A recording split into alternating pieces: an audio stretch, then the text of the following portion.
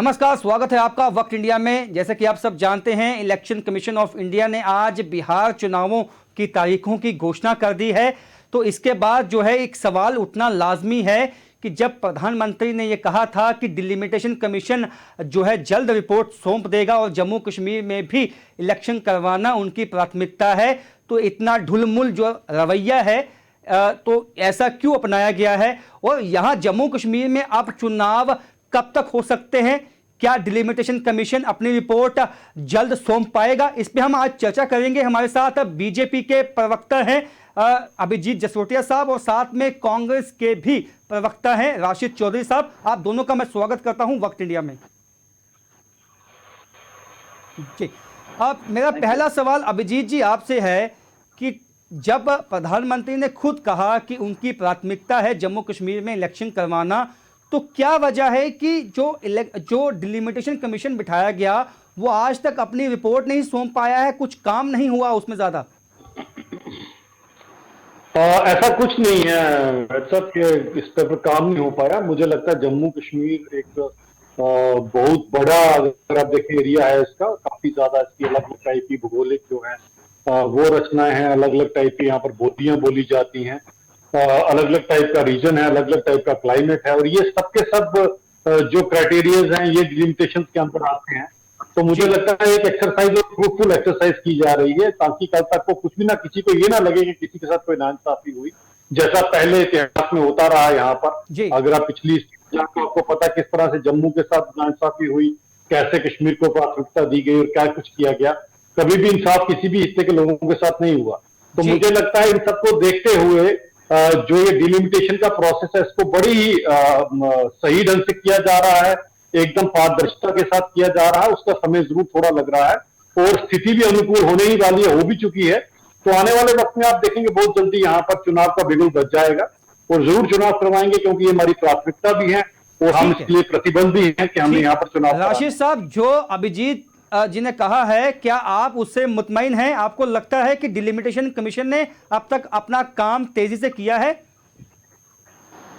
देखिए वैद भाई, ये जो डिस्कशन है पूरी, ये इसलिए हो रही है कि आज बिहार में चुनाव आयोग ने प्रेस कॉन्फ्रेंस करके चुनाव का जो कार्यक्रम है उसको रिलीज कर दिया जी।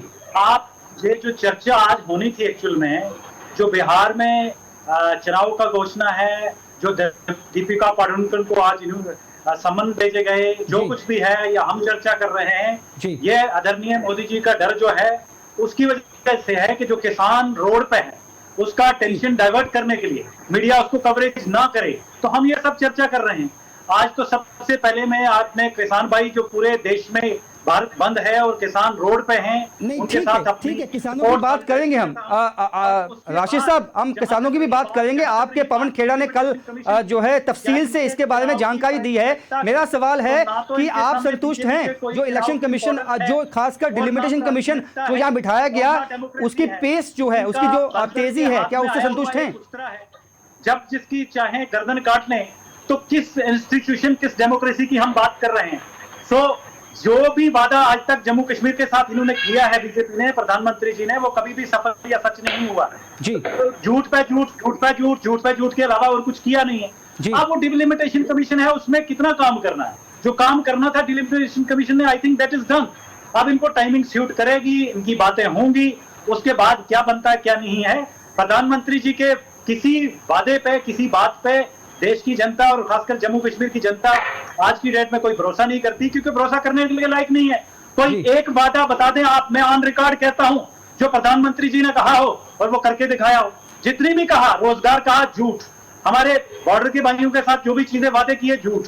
जम्मू के साथ भेदभाव नहीं होगा, आज भी जो चीजें आप देख रहे हैं, पहले तो हम फॉर बेटर थे, झूठ। आप जिस तरीके से पूरा स्टेट का सिचुएशन है, आतंकवाद खत्म हो जाएगा, झूठ। आज की डेट में आप जम्मू कश्मीर के जो भी हालात हैं उन पर गौर करेंगे तो पता चलेगा कि किस स्तर पे चीजें जो हैं वो ग्रो कर गई हैं और क्या है। 50,000 नौकरियां हवा में, चीजें हवा में, प्रोजेक्ट हमारे हवा में। तो जिस बार मुझे नहीं लगता कि कुछ काम हुआ है। अभिजीत जी रिएक्ट कीजिए इसके ऊपर, जो राशिद साहब ने कहा है उसका जवाब दीजिए।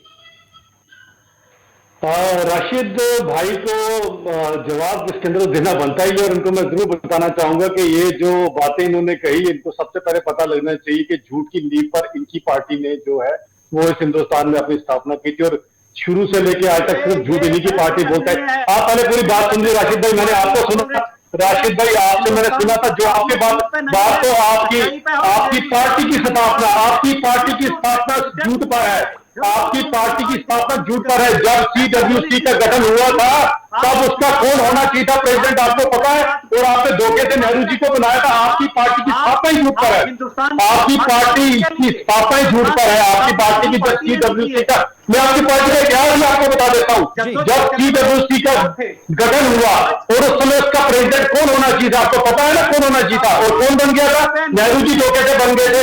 तो ये झूठी पार्टी हमारे ऊपर तो सीटा कसी ना ही करे तो अच्छा है, हमारे ऊपर सीटा कसी ना करो, आपकी पार्टी की नींव ही झूठ पर है।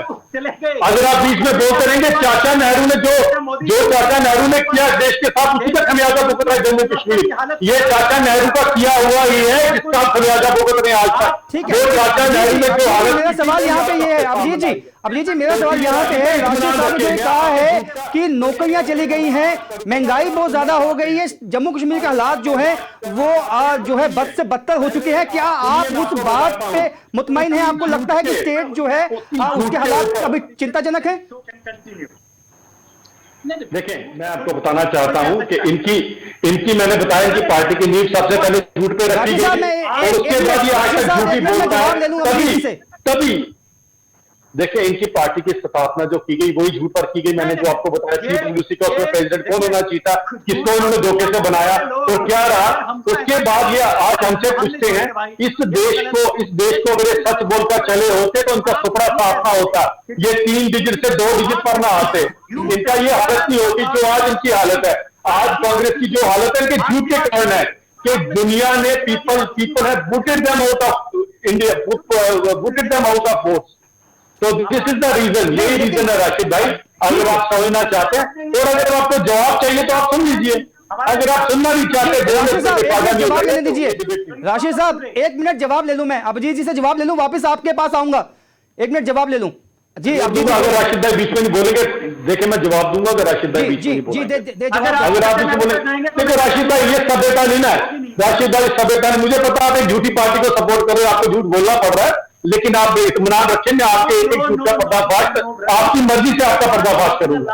आपको मैं विद रियलिटी में आपको प्रूव कर दूंगा कि आप किसी झूठी पार्टी प्रूव कर दूंगा। जी जवाब दे अपना। आप सुन लेना फिर, राशिद भाई बीच में बोलते रहेंगे, डिबेट थोड़ी ना रह जाएगी। वापस आपके पास मुझे एक दफा जवाब लेने दीजिए, फिर मैं वापस आता हूं आपके पास। देखें राजन जी, ऐसा है कि हमने जहां तक कही बात, हम इस समय बात कर रहे हैं चुनावों की, बिहार में चुनाव का बिगुल फूका गया, बड़ी अच्छी बात है जी। हम जम्मू कश्मीर में भी यही होकर रहे हैं, आने वाले वक्त में जरूर होगा आपके सामने। अब जो बातें ये कह रहे हैं कि जिनके साथ नाइंसाफी है उनके साथ नाइंसाफी, ये सरासर गलत बात है।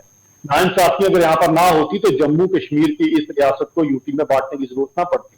अगर नाइंसाफी ना होती हम लोगों के साथ तो हम आज इस कंडीशन में ना होते। ये सब कुछ अगर किया जा रहा था तो किसका था उस समय? सेंटर पे सरकार किसकी थी और यहाँ स्टेट में इनके साथ किसकी कोalition की सरकार थी? ये यहाँ पर बात करते हैं चुनावों की, तो चुनाव इन्होंने कभी फ्री एंड फेयर होने नहीं दिए। सन 87 से तो ये रिगिंग करना शुरू हो गए थे। उस समय जीतों को हराते थे, हरायों को जिताते थे। अगर पब्लिक का मैंडेट इन्होंने लिया होता तो कश्मीर के हालात ही आज खराब ना होते। अभिजीत जी एक मिनट मैं राशिद साहब के पास आऊंगा। राशिद साहब मुझे बताएं कौन कौन से ऐसे सेक्टर्स हैं, आपको कहां लगता है कि जम्मू के साथ अभी भी आपको लगता है कि डिस्क्रिमिनेशन अभी भी जारी है? वो डिस्क्रिमिनेशन जो होती थी पहले वो अभी भी होती है, आपको लगता है राशिद साहब? वो कहां डिस्क्रिमिनेशन हुआ है? हमारे जो अभी राज्यपाल चले गए हैं मलिक साहब, उन्होंने जब वो चले गए तो गोवा में जाके ये बात ऑन रिकॉर्ड कही। राज्यपाल जो बैठे थे उन्होंने कहा कि जम्मू एंड कश्मीर बैंक की जो नौकरियां थी जो लगभग 1000 के आसपास थी, जिन उनकी सिलेक्शन लिस्ट इस वजह से हमें कैंसिल करनी पड़ी क्योंकि उसमें जम्मू के बच्चे ज्यादा आ गए थे। क्या ये मैं झूठ बोल रहा हूं? तो ये आपको भी मालूम है। मैं एक उदाहरण के तौर पे एक बात कही है, आप आज की डेट में इनके पूरे फंक्शनिंग देखिए, जो पूरी फंक्शनिंग है वो ना उसका सर है ना पैर है, ना आता है ना पता है, तो उसमें डिस्क्रिमिनेशन क्या? उसमें अंधेर नगरी चौपट राज है। ब्यूरोक्रेसी जो चाह रही है सो कर रही है, जो एक पीपल्स रिप्रेजेंटेशन होती है वो कट के रह गई है। तो उसकी वजह से जो क्लास मेस है वो किसी भी डिस्क्रिमिनेशन से कहीं ज्यादा है। आप पुराने प्रोजेक्ट्स देखिए, हमारे जम्मू के 2-3 प्रोजेक्ट्स थे हार्ट ऑफ द सिटी में। एक आर्टिफिशियल लेक वाला प्रोजेक्ट था, आपका गंडोला वाला प्रोजेक्ट था जो मुबारक मंडी से था, आपका बॉर्डर के 2-3 टूरिज्म के प्रोजेक्ट थे, आपके जितनी भी चीजें थी, हमारा बासमती का प्रोजेक्ट था, एक भी प्रोजेक्ट ये लोग ओके नहीं कर पाए। और जम्मू का आज हर घर में एक टोल प्लाजा उठ के ये लगा देते हैं, हर जगह पर एक टोल प्लाजा। तो मैं इनसे पूछता हूँ लद्दाख में क्यों नहीं लगा देते हो, कश्मीर में क्यों नहीं लगा देते हो भाई, कहीं और क्यों नहीं लगा देते? अभिजीत जी जवाब दीजिए। टोल प्लाजा पे टोल पे टोल, बैठे ना, चिंता नहीं करनी। सुन लीजिए राशिद भाई, सुन लीजिए ना, अब जवाब तो सुन लीजिए राशिद भाई। अरे भाई सुन लीजिए जवाब ना, सुन लीजिए शांति से, जैसे मैंने शांति से आपको सुना, बात मेरी भी बात सुनिए। देखें जी, इन्होंने जो भी बातें उठाई कि क्या यहाँ पर डेवलपमेंट नहीं हुई या क्या नहीं हुई, तो डेवलपमेंट से तो इनका दूर दूर तक कोई नाता नहीं है आज तक। क्या इनको यहाँ पर IIM नहीं दिखाई देता? एम्स का काम क्या ये आया नहीं विजयपुर से, वहां पर देखा नहीं एम्स का काम कहां पर पहुंच चुका है? सर्कुलर रोड का, रिंग रोड का काम कहां पर पहुंच चुका है? क्या आपके सामने ही यहाँ जम्मू में भी छोटा सा गंडोला शुरू हो गया। यहाँ पर रही बात लेक की बात करते हैं, तो लेक के आगे आपके किसके कौन से लीडर की जमीन है आपको पता ना क्या है उसका, वो भी पर्दाफाश करने की जरूरत पड़ेगी क्या इनके चैनल पर? तो भाई साहब आप हमें तो मत सिखाएं कम से कम क्या है क्या नहीं है। और रही बात जो आप नौकरियों की बात करते हैं जनाब, नौकरी राशिद भाई आप जवाब ले लेना। आप ही के नेता हैं, आप ही के नेता, उन्होंने क्या क्या घटने वहां पर किए हैं, किस समुदाय को पर्टिकुलरली वहां पर लोगों को बसाया गया, क्या हालत की गई, आप देखें ना, उनका हो रही है कार्रवाई, सबकी कार्रवाई होगी, सबको इलाज होगा। जिसने बेईमानी, 1 रुपए की भी बेईमानी की है, ये आपकी सरकार नहीं है जो यहाँ पर लोगों को खुली छूट दे देती है। जिसने जो भी किया है उसके साथ को किया जाएगा। अब आप सुनिए, डेवलपमेंट की बात करते हैं तो डेवलपमेंट का हाल आपके सामने है। और रही बात नौकरियों की, यहाँ पर पूरी दुनिया कोरोना और कोविड क्राइसिस से यहाँ पर जूझ रही है, 50,000 की नौकरियां हमने दी हैं, और वो नौकरियों के अंदर नौकरियां आना भी शुरू हुई है आपके सामने। और सबसे बड़ी राशिद भाई आपको बात बताना चाहता हूँ, ये नौकरियां आपके और एलसी के दौर वाली नौकरियां नहीं है जहां पर बैकडोर से एंट्री होती थी और अपने ही लोगों को नौकरी बांटी जाती थी। हमने इंटरव्यू ऑडिट कर दिया, तनख्वाह वाली नौकरियां, राशिद साहब मुझे ये बताएं, जो इन्होंने कहा है कि एम्स का काम जो है वो तेजी से चलाया गया है, जो है IIM का काम है, या तो तमाम जो प्रोजेक्ट्स हैं जम्मू में उनको अच्छे ढंग से जो है आगे चलाया गया है, क्या आप इससे इत्तेफाक रखते हैं? अगर नहीं रखते हैं तो क्यों नहीं रखते हैं आप? देखिए, इसलिए नहीं रखता कि अदरणीय प्रधानमंत्री जी के जो ऑन रिकॉर्ड वादे हैं कि एम्स इतनी देर में होगा, ऐसे होगा, उसके हिसाब से अगर काम देखा जाए तो वो ऑलमोस्ट शून्य है। उसका फंड रिलीजिंग का जो प्रोसेस है आप खुद देख लीजिए, अभी तक एम्स का जो है 12% फंड जो है वो टोटल रिलीज हुआ है, उसका ग्राउंड की तो बात ही नहीं। तो 4 पोल लग जाने से एम्स नहीं बन जाता है। अरे 4 पोल वहां पूरा स्ट्रक्चर तैयार हो गया हुआ है, क्या देखो आप गए हो वहां पर राशिद भाई, आप गए हो वहां पर, किस हवा में बात कर रहे हो? जो मैं ऐसे जब आप गए नहीं वहां पर, आपको पता नहीं कहां पहुंचा हो, आप गए नहीं वहां पर, आप गए थे, आपने एम्स का काम देखा कहां पहुंचा हुआ है? वो क्योंकि जम्मू के बच्चे उसमें ज्यादा आगे थे तो उस वजह से लिस्ट कैंसिल करनी पड़ी। तो इसका जवाब क्या है? अरे मैं आपको जवाब देता, सुन लीजिए जवाब, आप जवाब सुन लीजिए, जवाब लेना चाहते हैं आपको रिक्रूटमेंट का जवाब चाहिए, मैं देता हूँ आपको, मैं JNK बैंक रिक्रूटमेंट का जवाब देता हूँ आपको। ठीक है, JNK बैंक जवाब आप दीजिए अभिजीत जी पहले, फिर बात करते हैं आगे। देखिए, पहली बात मैं उनको बताना चाहता हूं कि जिसका ये बोल रहे हैं कि यहां से ज्यादा आगे वहां से ज्यादा, हमें फर्क नहीं पड़ता, हमारे लिए दोनों इससे बराबर हैं, हकदार को उसका हक मिलना चाहिए। सबसे पहली बात यह है, अब जो रिक्रूटमेंट थी उसकी नोटिफिकेशन के अंदर आपको पता है SC का भी हक होता है, ST का भी हक होता है, OBC का भी हक होता है। ये खुद राशिद भाई SC कम्युनिटी से ताल्लुक रखते हैं तो इनका भी हक होता है। इन सब के हक के अकॉर्डिंग ही नोटिफिकेशन निकलनी चाहिए थी। जब वो वैसी नहीं निकली थी तो उसको रोक दिया गया, अब जब आएगी तो सभी के सभी को हक मिलेगा, इसीलिए किया गया। वही बात इसमें से ये नून में से नुक्ता निकालने की कोशिश कर रहे हैं और किसी ने कुछ कहा, जिसने भी वो स्टेटमेंट दी, मेरी बात सुनिए, मुद्दे पे आते हैं राशिद भाई, मुद्दे पे आते हैं। मुद्दा ये था कि क्या आपको लगता है कि बिहार चुनाव जब घोषणा हो चुकी है तो जम्मू कश्मीर में जो हालात हैं वो भी सही हैं? इलेक्शन अभी नहीं तो 6 महीने के बाद करवाने चाहिए या करवाए जा सकते हैं? आपको लगता है राशिद, आपसे मेरा यह प्रश्न है कि आपको लगता है कि इस वक्त जम्मू कश्मीर में भी आने वाले 6 महीनों में इलेक्शन करवाए जाने चाहिए या नहीं करवाने चाहिए? इस पर सीधा जवाब चाहता हूं आपका। ये तो बहुत जरूरी है कि जम्मू कश्मीर जैसे सेंसिटिव राज्य में इसको पहले स्टेटहुड दिया जाए और इलेक्शन भी साथ में करवाए जाए, और इलेक्शन करवाने जाने चाहिए। इस पर आश्वासन भी दिया गया बहुत बार, बहुत गवर्नमेंट के बहुत सारे अदारों द्वारा, और सबसे जो बड़े आदमी हैं देश के प्रधानमंत्री, उन्होंने कहा कि प्राथमिकता है और सब कुछ करेंगे और ऐसा होगा और स्टेटहुड भी होगा, इलेक्शन भी होगा, पर कब होगा एक बात। जहां तक ये क्या करवाएंगे या नहीं करवाएंगे उसका सवाल है, तो मुझे लगता है बीजेपी का ऐसा कोई मूड दिखता नहीं है क्योंकि उनको इलेक्शन सूट ही नहीं करता, वो इलेक्शन में साफ हो जाएंगे। इसलिए वो इलेक्शन अभी 6 महीने में क्या, 1 साल में क्या, वो भी 1.5-2 साल मुझे नहीं लगता कि इलेक्शन करवाने के मूड में है। अगर करवाएंगे तो बड़ी अच्छी बात है, मुझे गलत प्रूफ करके बता दे, पर मैं ऑन रिकॉर्ड कह रहा हूं जो मुझे दिख रहा है वो ये है कि 1.5 से 2 साल पहले बीजेपी इलेक्शन नहीं करवाने वाली। ठीक है, अभिजीत जी, आपको लगता है कि इलेक्शन हो सकते हैं 6 महीने में जम्मू कश्मीर में होने चाहिए, या अभी हालात ठीक नहीं है उसके लिए? देखिए जी, मैं पहले तो उनको ये बता देना चाहता हूं कि इनको लगता है कि हम यहाँ पर क्या ग्राउंड पे नहीं है या क्या, इनको ये जो उन्होंने बात की कि इनको लगता है कि ये इलेक्शन चुनाव इसलिए नहीं करना चाहते कि ये इलेक्शन जीतेंगे। मैं को बता देना चाहता हूं कि भाजपा का हाल आपकी कांग्रेस वाला हाल नहीं है, जो आप 3 डिजिट से 2 डिजिट पे आगे और आने वाले वक्त में आप 1 ही डिजिट में आप रह जाओगे, ऐसा हाल नहीं है। भाजपा का वर्कर जम्मू कश्मीर में सबसे ज्यादा वर्कर है, आपको पता है? यहाँ के सबसे ज्यादा वर्कर आज की डेट में बीजेपी का वर्कर सबसे ज्यादा है। और आपका सुपड़ा तो साफ हो गया सामने, पीछे जो चुनाव बीडीसी के हुए, पीछे जो सब कहीं पर भी आपको तो नजर, आपने इनडायरेक्टली भी कैंडिडेट प्लाट करने की कोशिश की, आपने बीडीसी में 5 सरपंच में आपने कैंडिडेट डालने की कोशिश की, लेकिन आपका एक भी कैंडिडेट जीता। आपको पता है कि ग्राउंड हालात क्या है? आप हमारे साथ मुकाबला करेंगे, आप तो कहीं एग्जिस्ट ही नहीं करते। आज की डेट में कांग्रेस पार्टी जम्मू कश्मीर के नक्शे में एग्जिस्ट ही नहीं करती कहीं पर, तो आप हमें ना बताएं कि हमारी क्या ग्राउंड रियलिटी। हम ग्राउंड पे बड़े पावरफुल बहुत मौजूद है, और जम्मू तो जम्मू छोड़े, कश्मीर में भी आज की डेट में हमारी पार्टी का डंका बोलता है। पार्टी बिल्कुल करवाएंगे डंके की चोट पर कराएंगे, और फ्री और फेयर करवाएंगे। आपकी तरह बांधनी वाली इलेक्शन नहीं कराएंगे, हम फ्री और फेयर कराएंगे।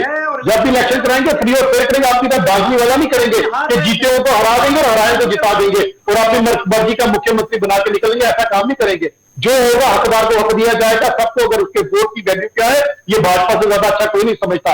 आपने जैसे आज तक लोगों को जात पात के नाम पर भड़काकर उनके वोट अपनी जेब में ठीक है, आप दोनों का बहुत बहुत शुक्रिया, आप दोनों का बहुत बहुत शुक्रिया, क्योंकि आप दोनों आप कहते हैं कि ठीक है इलेक्शन होने चाहिए, लेकिन उसकी जो समय सीमा है वो कोई नहीं बता सकता कि कब हो सकते हैं या कब करवाए जाने चाहिए, क्योंकि बिहार के बाद अब लोग यहाँ पे चाहते हैं कि डेमोक्रेसी जो है वो ग्राउंड लेवल पे मजबूत हो, क्योंकि जो उनके चुने हुए नुमाइंदे हैं, अगर यहाँ पे असेंबली चुनाव होते हैं, वहाँ से एमएलए जो विधायक आएंगे वो लोगों की सुनवाई अच्छे ढंग से हो सकती है। लेकिन हमने देखा है कि जो इस वक्त बीजेपी है या कांग्रेस है, वो छीटाकशी एक दूसरे के ऊपर जो है वो जारी है, क्योंकि अभी ये पिक्चर साफ नहीं हो पाई है कि डिलिमिटेशन कमीशन जो बिठाया गया था वो अपनी रिपोर्ट कब सौंपेगा और कब जम्मू कश्मीर में इलेक्शन करवाए जाएंगे। फिलहाल मेरे साथ इतना ही, देखते रहिए वक्त इंडिया।